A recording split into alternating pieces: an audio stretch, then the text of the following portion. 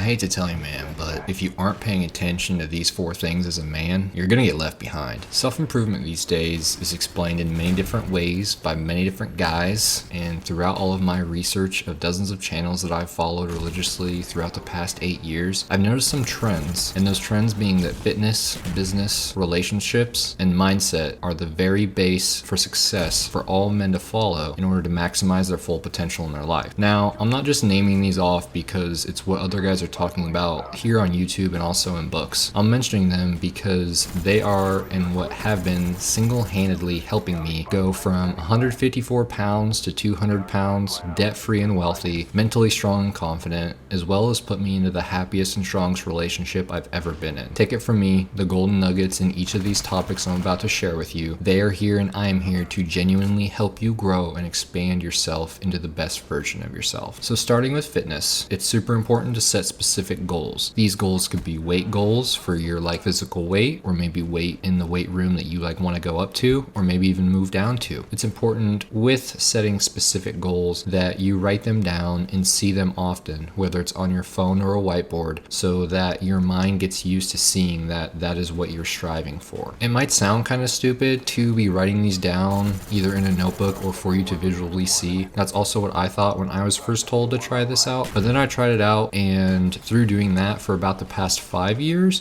in my planner and my notebooks, I've seen a huge difference on pretty much the focus track of where I can see where I want to go and where I want to be with my bodybuilding journey. It's also a good idea to get a scale. I have a smart scale. I just got it on Amazon. I'll leave a link down in the description below so you can check it out. They're not super expensive or anything.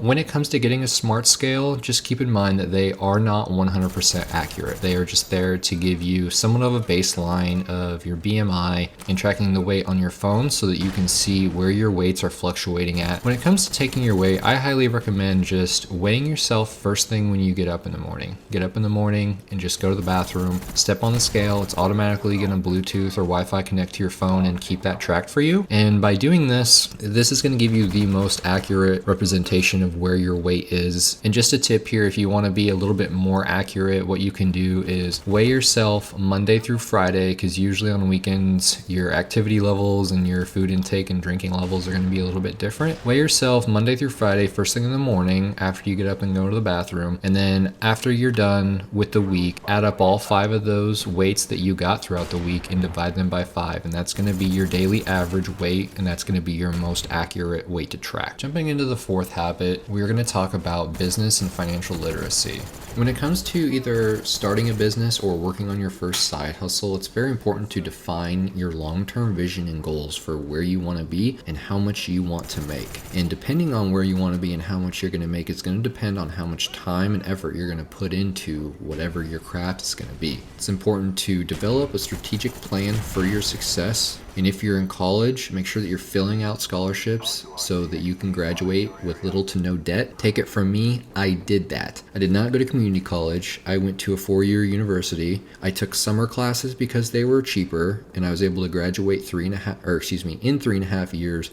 So a whole semester early, saving me about $11,000 from that semester. My college was $21,000 a year, and by the time I was done, I had no student debt because I worked my ass off to fill out every single scholarship out there possible. So make sure that you do that. It is possible. I've done it. When it comes to learning about business and also just more financial literacy, here on YouTube there are a lot of different people to listen to. When it comes to learning about business and financial literacy, it's important that you also learn about money, credit, and also learn about starting up a Roth IRA to help you out in your retirement process. It's super simple, easy, and fast. Long story short, Roth IRA, you can contribute $7,000 a year after you turn the age of 18, and this will compound pretty much the most all the way up until about 65 whenever you're ready to take it out tax-free.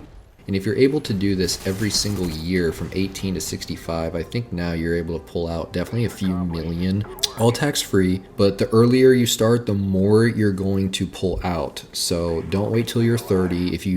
Obviously, if you are 30 and that's when you have an opportunity to invest the money into a Roth IRA, go ahead and do that. But the earlier you start in your 20s, and especially your teens, are most important because you will be making so much more money on that money that you're putting in at those ages. It's pretty easy these days to be ahead of other men out there because we live in a very lazy society. So be sure that you're cultivating a strong work ethic with a lot of discipline, and that is going to take you so much farther than even, the 30 and 40% of men that you're fighting against to get either the jobs that you're wanting or the business place in your city or in your state that you're working to get to. Seek out continuous learning and improvement from mentors. I've had a few mentors and I've spent a couple $1,000s on them, on business plans that have failed. Some of them have succeeded, but I definitely learned the most from the mentors' business courses that I failed from, because I know obviously now what not to do for those business models to succeed, but just the art of failing and learning a completely new business is so much fun, even if you're burning money, because you can always go back to that 9 to 5. I never left mine just so I had more security and made sure that I had more money coming in just to burn on these businesses. But it's super important to seek out these mentors because they're going to help you get from point A to point B 10 times faster than you would trying to learn it all on your own. Now, the dating scene in 2025, I know for a lot of men is very, very difficult because women have very few options, but the options that they do have are very, very good. But they can also be getting a hold of just about anyone they want to talk to because men are so much weaker these days and just give girls all the attention. Now, yes, it could be vice versa. But the tips I have here, I have been in a very happy, healthy, successful relationship going on 5 years now. And the tips that I have here to offer are: communicate openly and honestly with the other person. Also, do not be cheating. If you want to be cheating, then get out of the relationship. You're going to thank yourself later, way down the road, if you are deciding or wanting to be with other people. You need to just let it be and go and do your own thing instead of cheating behind someone else's back. You also need to be a man with your issues. Don't go to your partner with all of your problems and certain issues that you have in life as a man and expect her to want or need to fix them, because you shouldn't be putting that stress and pressure on her. You should be soaking that in as a man and learning from it and making yourself stronger and giving her more clarity and concrete evidence that you are going to be a strong either father figure to her kids or just an overall strong person to be with that's not going to crack under pressure, and she's going to know that you got the relationship good to go. It's also super important that you are prioritizing quality time with loved ones such as your friends and family that mean the most to you and give you the most fulfillment in your life. Show empathy and support to them and make sure that you're practicing active listening and understanding whenever you're having conversations with them. I see it a lot these days when either friends are hanging out with friends or friends are hanging out with family and no one's really present in the moment, and time is super precious. I've seen lives slip like that. I used to be a nursing home administrator, so I have a lot of experience with death and watching families deal with death and cope with the passing of their loved ones, and time is not forever and it's not granted to everyone.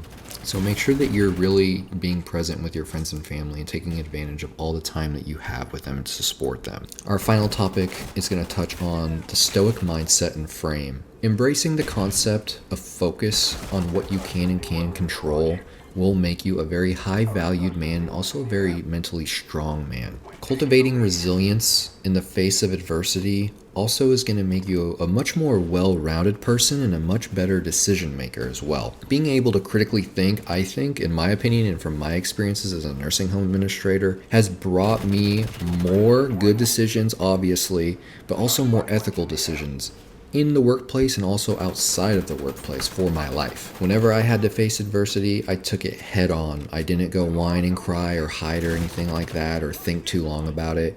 I faced it head on, thought for a little bit, for sure within that first hour, and then had an answer and moved forward by taking action with it to ensure that one, the problem got nipped in the butt right there, and two, so I would not be dreading and stressing and procrastinating anything. With a Stoic mindset, practicing good gratitude and acceptance of all things in your life, good or bad, is a very, very healthy way to grow your mind and also grow your stress levels as well. Develop an emotional intelligence and self-awareness of who you are so that you keep a calm mindset in most situations you're ever going to be thrown at in life. I think that it's easiest to do this in your 20s and 30s because as you get older, it's kind of like what they say as you progress in business. New levels, new devils. There's going to be newer devils and harder things that are going to be thrown at you, but if you practice having a Stoic mindset in an earlier age, as you get older, you're hitting those new levels and new devils, you're going to be able to attack and defeat them easier. Now, by focusing on improving your fitness, excelling in business, nurturing your relationships, and